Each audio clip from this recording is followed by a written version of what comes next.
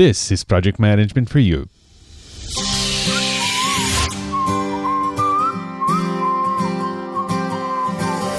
Are you a solopreneur, individual, or small business owner who struggles with ideas and lacks converting those ideas into reality? Do you underpromise, afraid you won't deliver? Learn the least you need to know to start your path of turning ideas into reality and delivering on your promises. Each episode is designed to help you get things done. Welcome to Project Management for You with Cesar Abade. Hello everyone, and welcome once again to the second episode of the Project Management for You podcast series. I am Cesar Abade, your host, and it is great to have you here once again.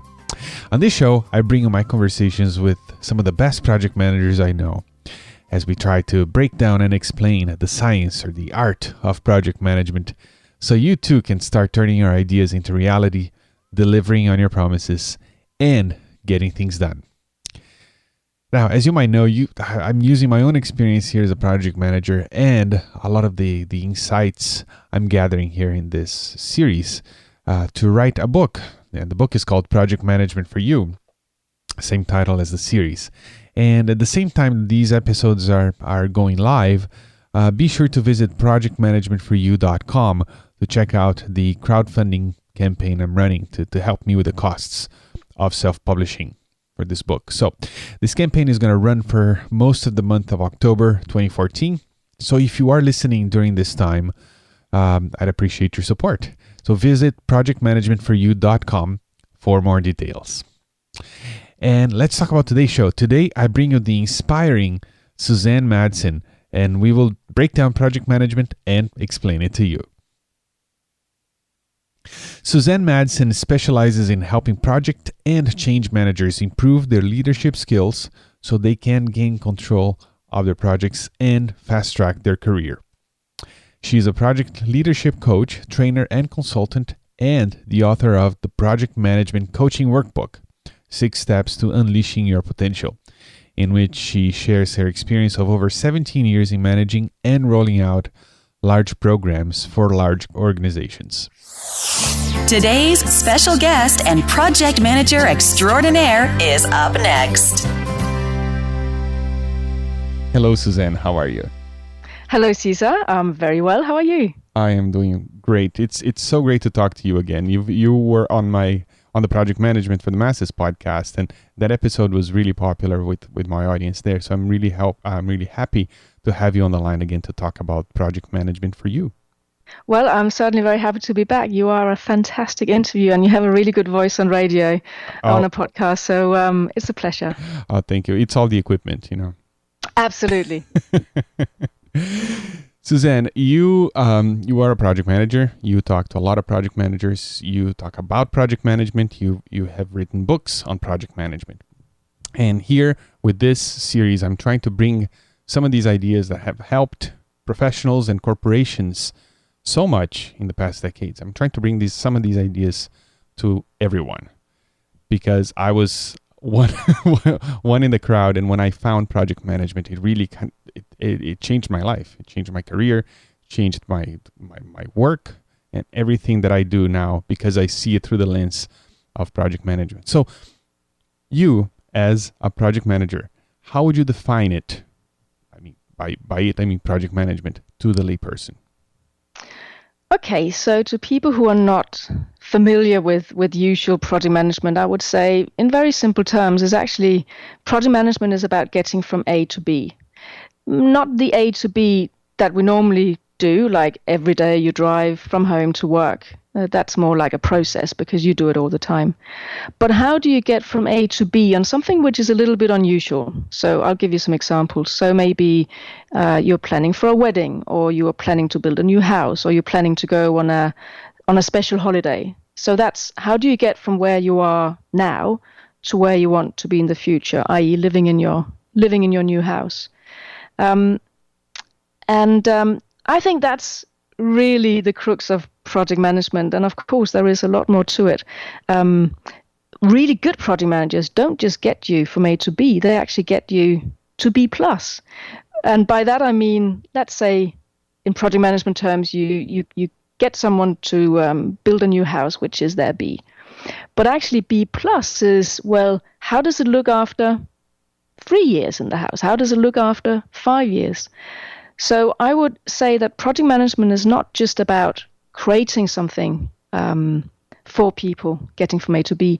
It's making sure that after you have created that, after you've delivered that to them, for instance, the house or the wedding, that they're actually happy being in that house, that their goals and objectives got fulfilled. It's not just the house, it's actually living in it with the purposes they had. Mm-hmm.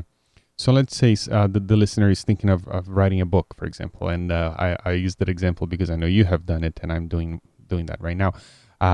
So would that mean that not just delivering the book, but a book that people enjoy reading and they'll recommend to their friends? Exactly. So that's a very good example. You are in a place today where you don't have a book. You want to be in 6 months' time in a place, let's say for argument's sake, where you have a book. So if I were the project manager of that project, I would help you to get from A to B, and B might be producing that book of 150 pages, whatever it is.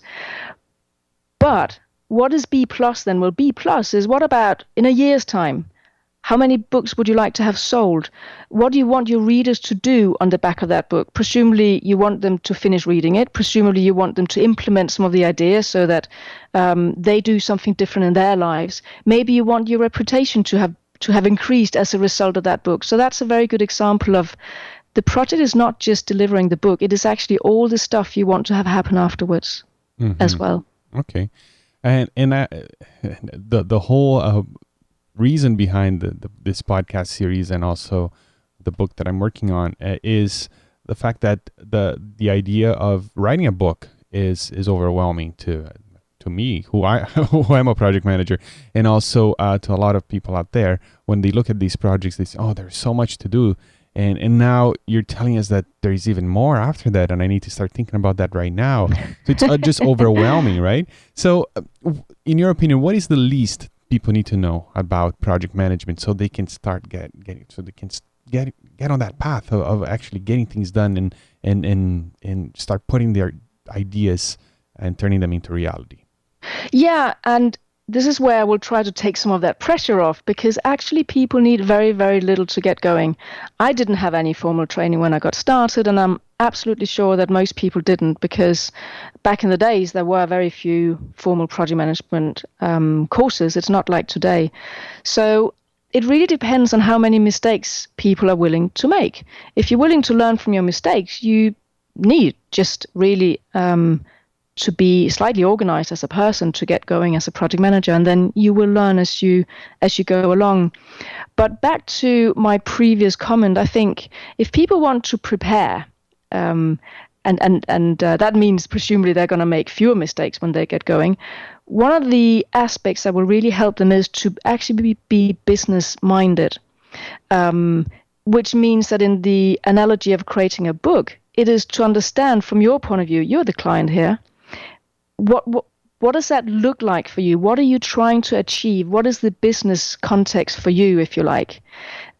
Because, again, the most important thing in project management is delivering value by that project. If I deliver a book to you, which no one reads and people find appalling, and it in fact maybe harms your reputation, it's done no good, although you got the book. So the first thing that people need to do in project management is to understand that business context. What is it that value looks like? What is it that you would like to achieve in the end? I think that really takes a lot of the pressure off. You don't have to know lots of tools and techniques to get going. You just have to understand what that end goal looks like and how you're going to measure it. Of course, there are many other things as well to do with people, but I would say this is really the crux of it, understanding what the end goal looks like, how you're going to measure it, and then second to that, or in parallel with that, the people element is so important. And many people who get into project management and think, like you just said, oh my God, it's overwhelming, I don't understand the process of project management. But many of these will have managed people in other areas of life. And that is a big transferable skill into project management. How do we mobilize people? How do we motivate people? It's really about understanding human behavior. So there's a lot of skills that people can borrow from other parts in life when they do project management. Mm-hmm. And we will talk a little bit about that later on, because I agree with you. It's extremely important.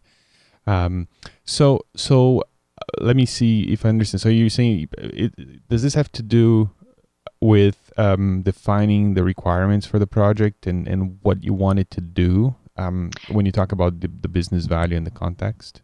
Yes. Okay.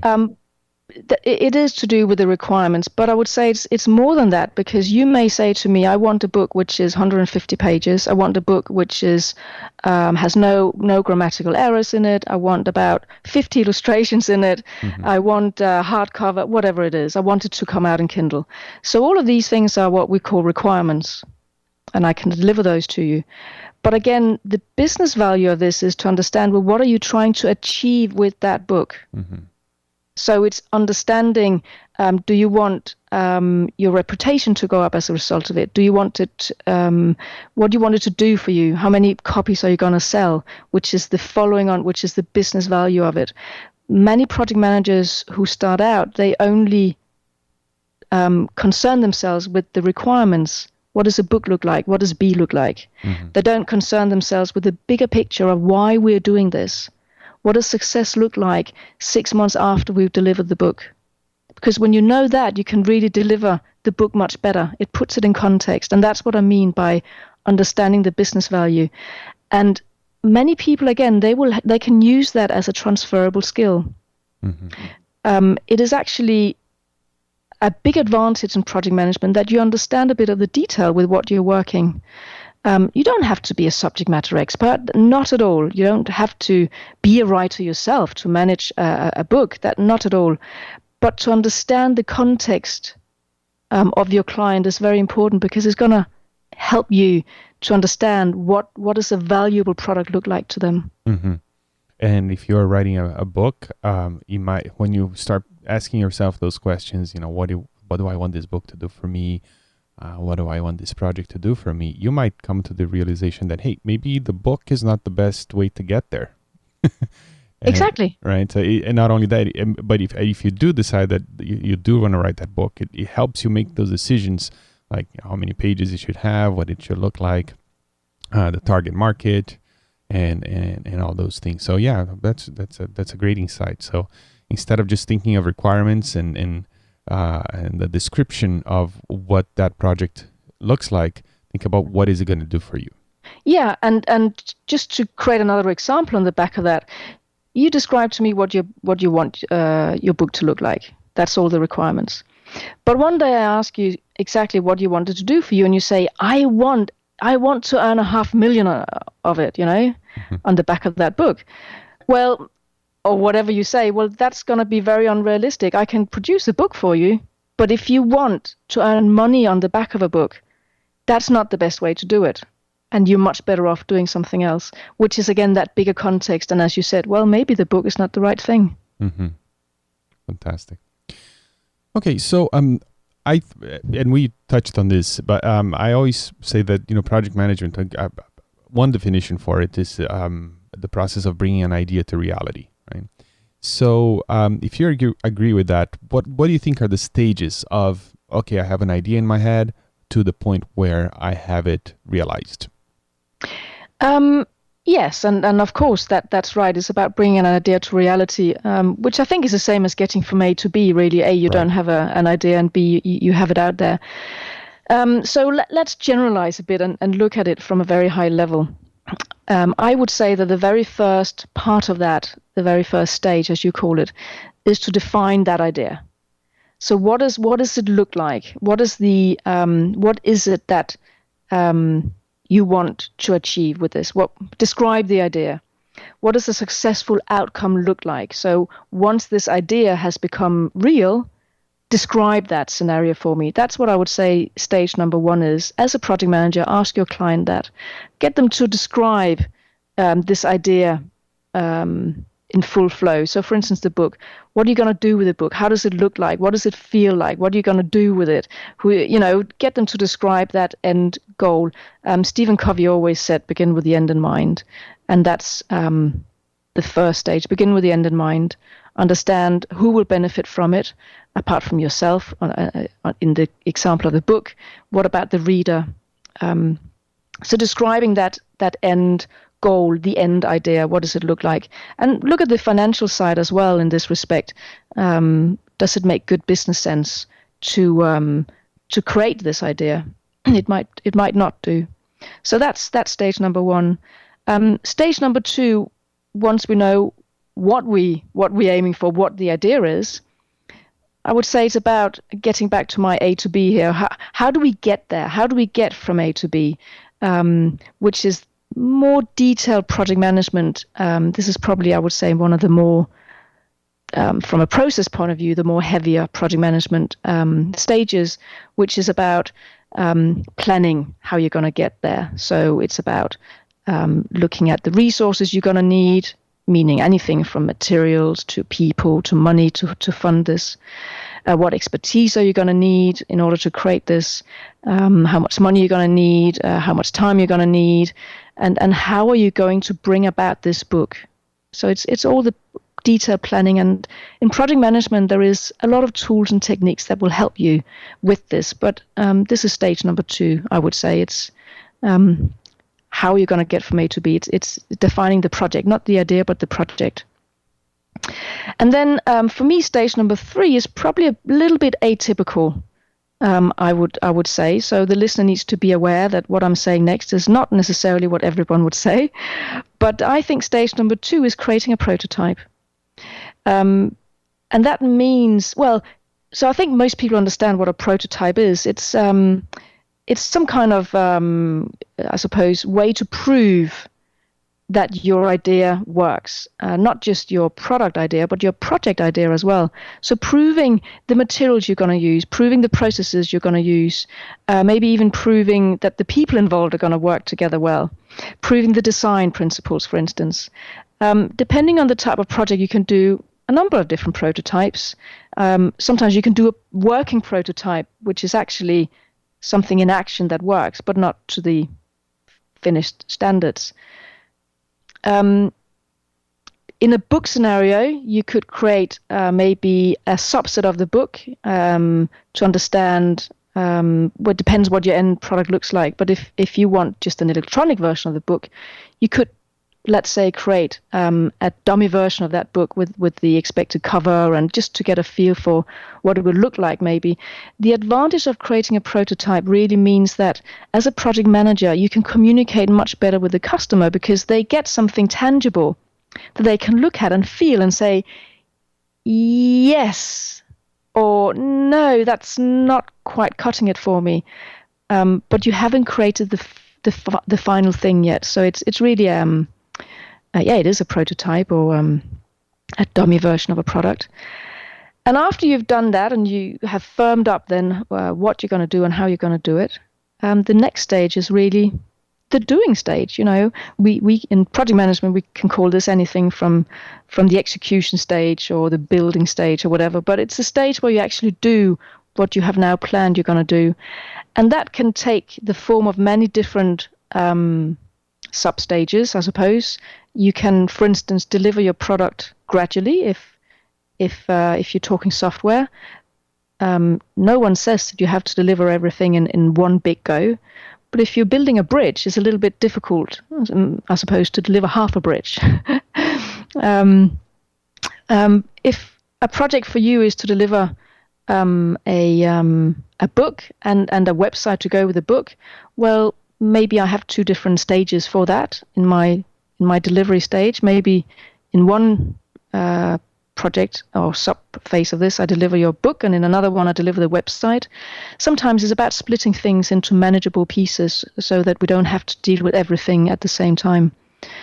But that's very high level. They are the stages I would say it takes to get an idea off the ground. Of course, we can go into much more detail, and there is a lot to do. You know, at some point you need to test your product and you need to deliver it. But what do you think of those high level stages I've come up with there? No, very good. The prototype thing is something that that's kind of I would say unusual, but very, very important. Especially it's so easy to do it today. No matter what you're doing, I have many friends who are podcasters and they're bloggers and they come up with an idea for an ebook.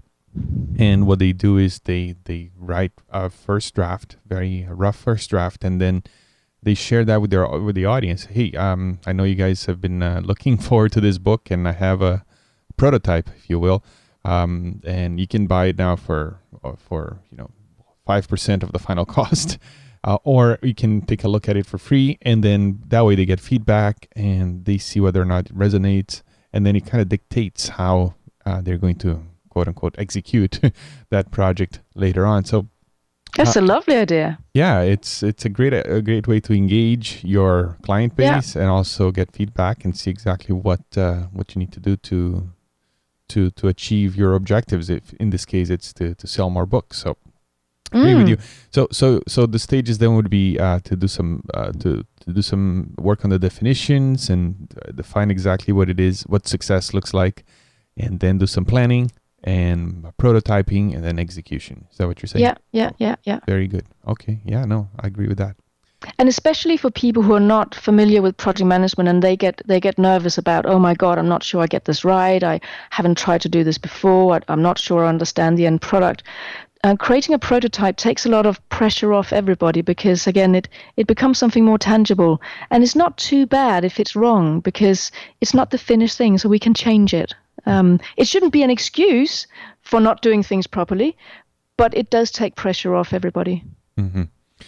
Okay, maybe we'll talk a little bit about that planning phase there, because what I found is if you take your time to do some planning, even if you don't know exactly what the final project is going to look like, which a lot of the cases that's what happens. If you take your time to do your planning and you plan the work you're going to do, at least for the next week, for example, and then you work on that plan, for me at least, it takes a lot of the overwhelm out of the equation because now I'm just going through checkboxes that I need to check off, and I don't have to think about what to do next because I've already thought about it. Especially in this planning phase, is there a technique or some tool from the project management world that you could recommend to everyone to maybe help with that, either the planning or the execution part of the project? And also where can we learn more about this tool or technique? Yeah, so I train quite a few project managers now, and I do a lot of high-level leadership. That's most of what I do. But I also actually train project managers in some fundamentals because there's a big need for that out there. And as part of that, we go through an exercise, which I'll share with your listeners. Actually, what we do is we plan out a wedding. And we go through a 7-step exercise to plan it. And it always works really well. And the participants get a real aha experience. They're like, oh, my God, it's not as complex as we thought. So let me talk you through that process. Awesome. What we do is we have the assignment, the project is to plan a wedding and to execute a wedding. And we divide people into groups. And the first step of this planning exercise is to brainstorm everything that needs to happen. Well, the first step is to know the end goal, right? So the wedding. The second step is to brainstorm everything that needs to happen as part of the wedding. And the reason this is done in groups is not just because we have groups participating in this training. It's also to simulate what people should be doing in real life, because it is actually a misconception that project managers should do it all on their own. If you have a small team and you are indeed going to organize a wedding or plan any other type of project, get your team together and do this together with them. When you plan collaboratively, you create much better responsibilities and get better buy-in from people. So as I said, the second step is here you brainstorm everything that needs to happen on your project, in this case, the wedding scenario. And we use Post-it notes. So everyone gets an idea, they put it down on the Post-it note. So we need to get flowers, we need to buy a dress, we need to buy rings, we need to get the catering ordered, etc. The third step is then to actually, out of this, to create milestones. So we've got all these stuff, we've got all this, let's say in the wedding scenario, different types of something to do with catering. You have the cake, you have the menu and all that stuff, and you consolidate that into catering has been done and signed off and ordered, for instance. That's a milestone in your project.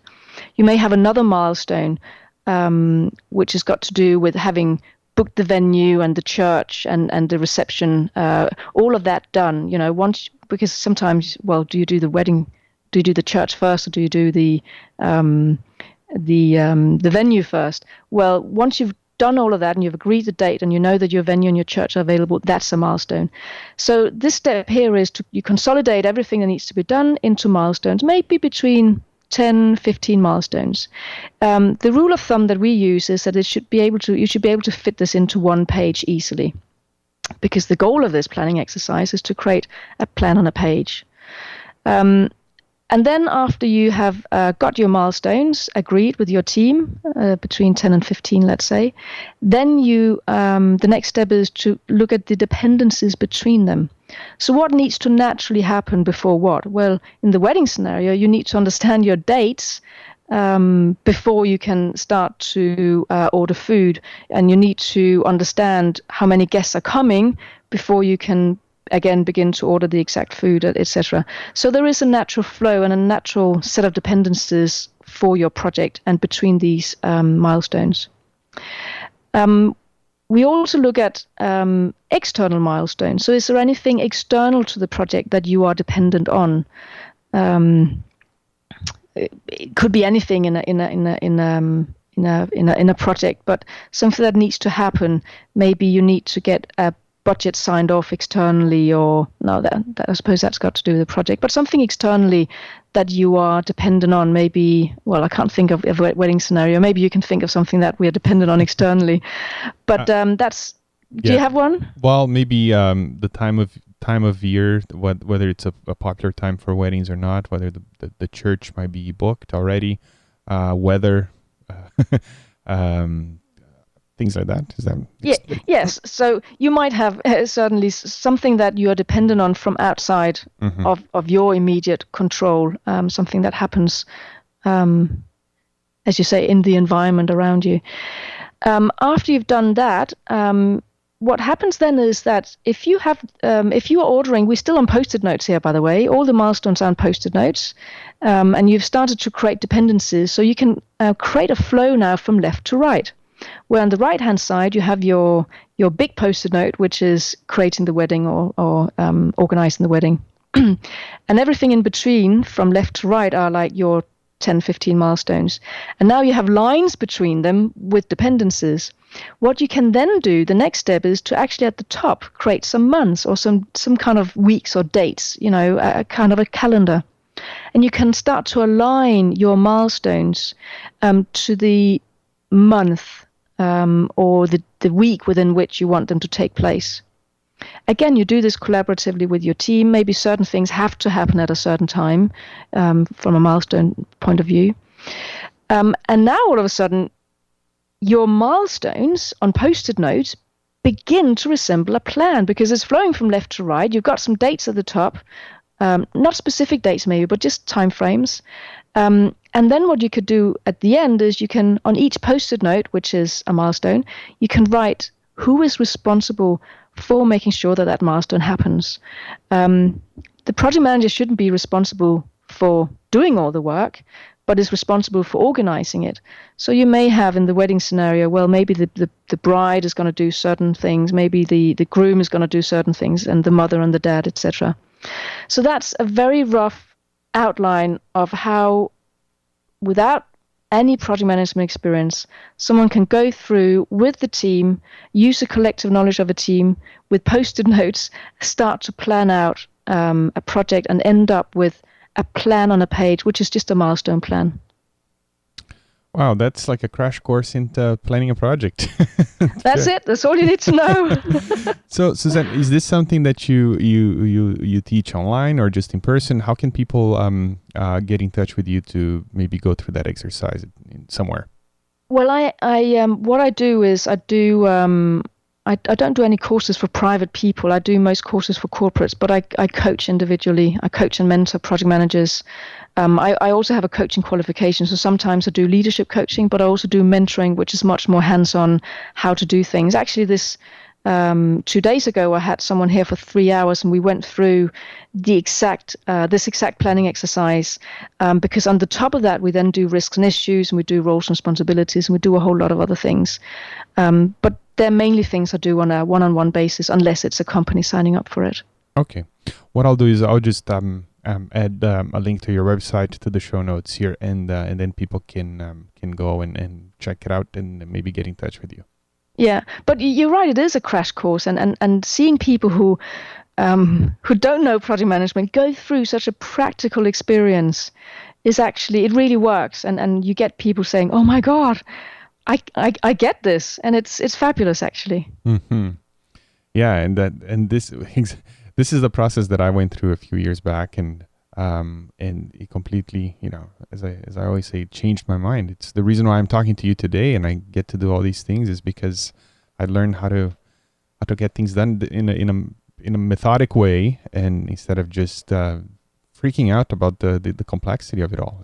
Once you do that planning, then now like today I just need to work on this Post-it note, and it's a lot. It does a lot for your brain to just focus on one thing at a time, or maybe 2 or 3 things at a time, and not the whole project. Yeah, and it so much happens when you do this collectively with people and you put something down on paper, because you have a common frame of reference to talk around. So after you have, in this case, I've shared with you some milestones, it's easy to put milestones in an Excel sheet and say, well, I've got 10 milestones, I've got a date against them, I've got an owner against them. And then you can start to track it and say, well, are we on track for the first milestone? Is it red, amber, or green? And what about the third milestone? Is it red, amber, or green? Are there any risks and issues associated with this milestone? And you begin to get a framework which you can use, which is simple, but it actually works. And everybody sees the same thing and communicates around the same thing. You can even use it as a status report. It's simple and it's powerful. Mm-hmm.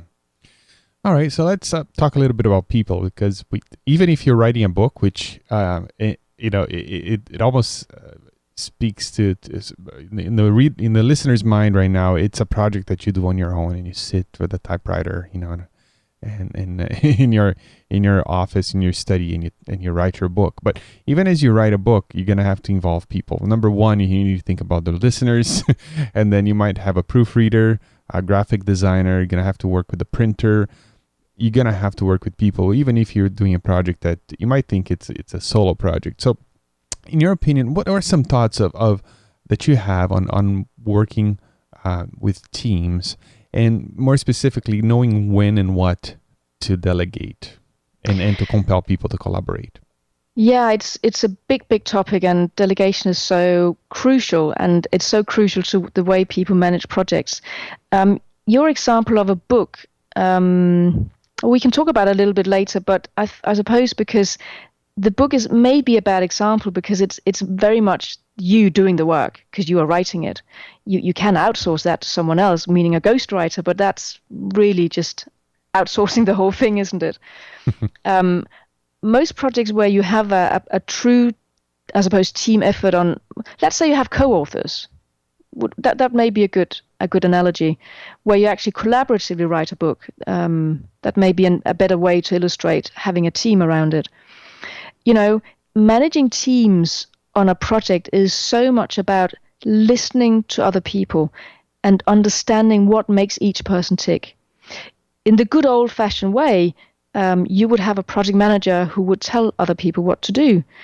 Let's say you have 10 people completing each of your chapters in your book, and you would just say, Peter, you do chapter number 1, and, maybe not quite as stringent as that, but basically you do as you're being told. I'm paying you for doing chapter number 1, so you're doing chapter number 1 by October 1st. End of story. But to be honest, when we work with teams today, that is not the best way. A better way is to engage with each individual person and understand what their strengths are, what their interests are, so that you can marry up what they like to do with what needs to get done on the project. And this is where delegation comes in, because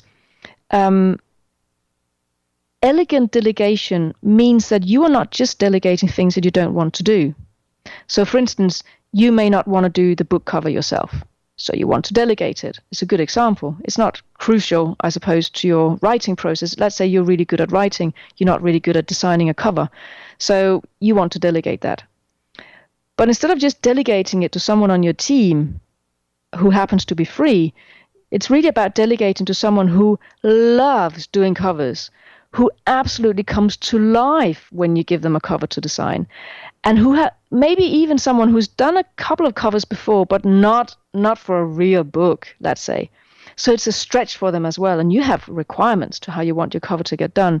So they feel quite motivated because it's a little bit of a challenge for them. So the best way to delegate is to delegate things that are not core to your skill set as a project manager. It's core to someone else's skill set, but is still providing them with a stretch. Because if you just delegate stuff that people have done 100 times over, where is the motivation for doing the same thing over and over again? So I think that's a good way of really thinking about it. You want to grow people in the process. And on any project, there are lots of stuff that needs to get done, and it is not essential that the project manager does everything. In a book scenario, you can outsource the marketing of your book, or delegate the marketing of your book, the cover of your book, the printing of your book.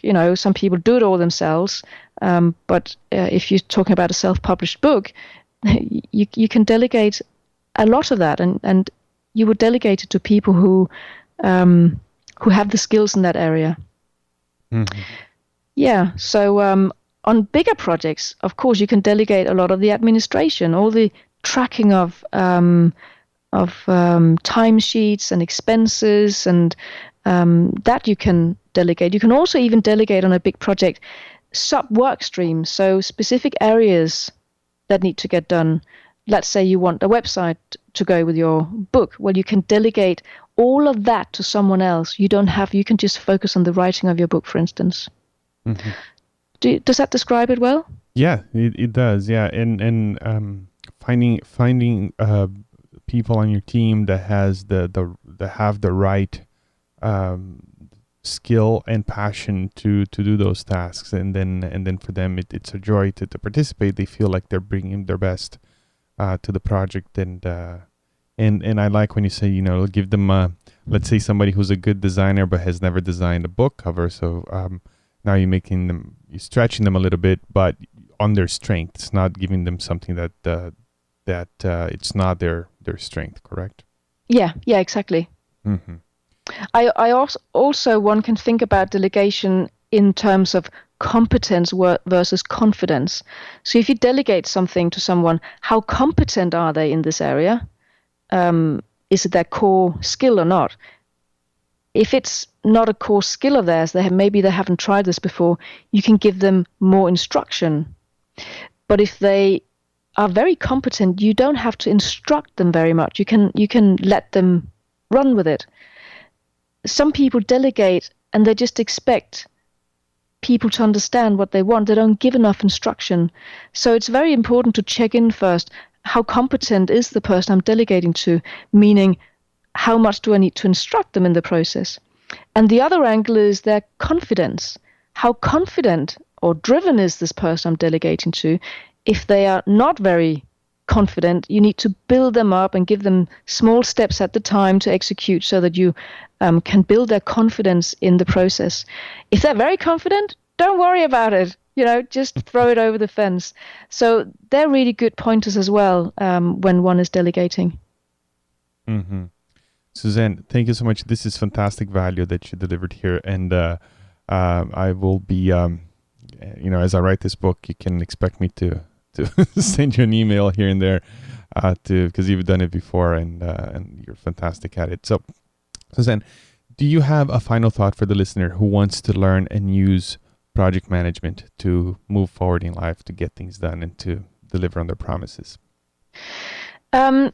I suppose to take some of the pressure off again, people who haven't done this before, I would say by all means study basic project management practices. As you said yourself, it does help to just get a basic grip on planning techniques, but don't overdo it. You just need enough process to get the job done. It's not actually all about the process. It is all about people. So if anything, just focus on people and on leadership, on leading people. Ask yourself what's the human behavior behind all of this. Try to get below the bonnet. That's where I believe the good project managers come in, and that's the advice I want to give to people.